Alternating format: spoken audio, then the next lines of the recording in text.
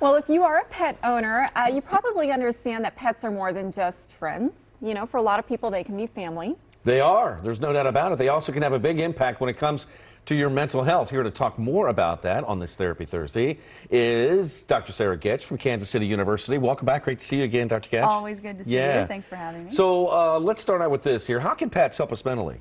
So pets can be super beneficial to our mental health in lots of different ways. So they can help with our mood. So we've seen lots of science that says that they can help sort of decrease our symptoms around anxiety and depression, so that's huge. And then there are other physical benefits that you might get from a pet as well too.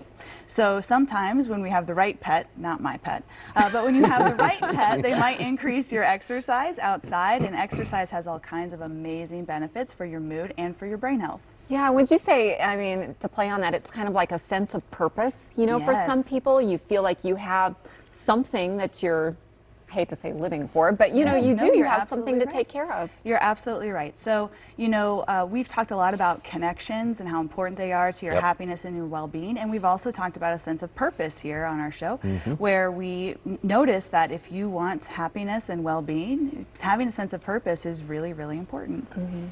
Yeah, and how do they help the brain health conversion here? How do they help the brain? So a lot of that has to do with the neurotransmitters that are sort of flooding the brain, right, based on your interaction with your pet, but then also back to exercise.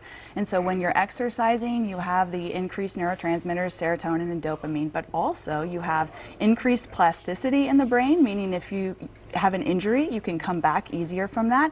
And it helps with attention and memory. So all really great stuff. All the things. All the things. What are your thoughts on emotional support animals?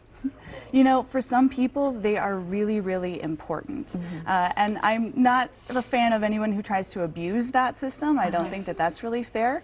But essentially, if you have a relationship with a doc and you have a disability, and the doc can say that you are doing better or your symptoms are relieved because of this animal, then that can be really, really useful for some individuals.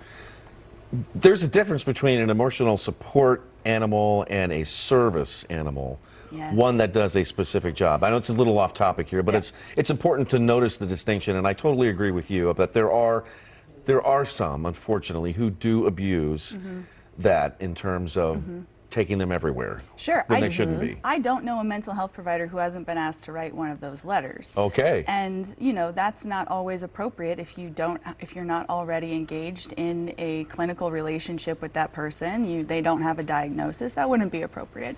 But there are, like I said, a lot of times where individuals have relationships with pets where they can reduce their heart rate, reduce their anxiety, reduce their blood pressure. Those are really great reasons to have an emotional support animal. Yeah, I mean, I was going to say something here, but let me ask you this question right here.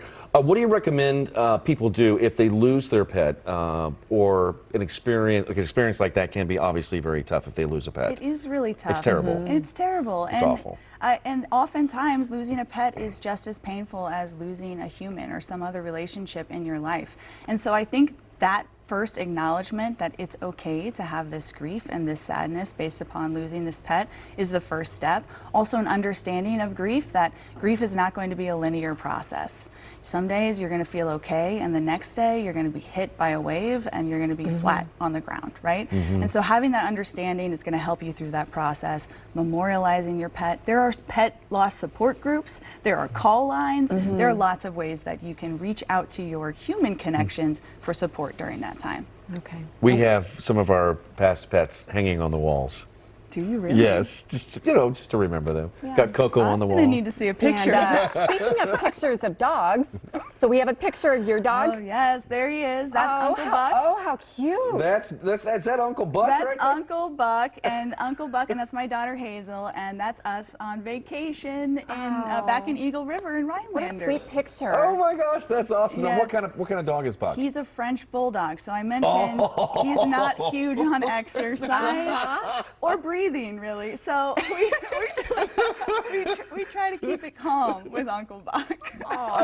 You know what? I can see all of those good serotonin and dopamine. Oh, my goodness. Whenever you look at him, you're just like, oh, it's the same with my pets too. I know. My sister said, it's like living with a cartoon. I said, yep, sure is. That's about right. Yeah. Can I share something that's really goofy about me?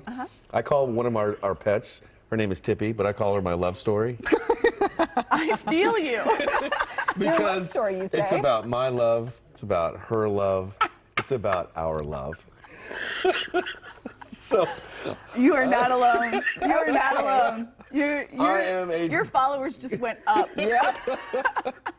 Oh. The more you know. I love this topic. I love this topic. Thank you, Dr. Getch. Thanks for having me. Thank you. Really appreciate that.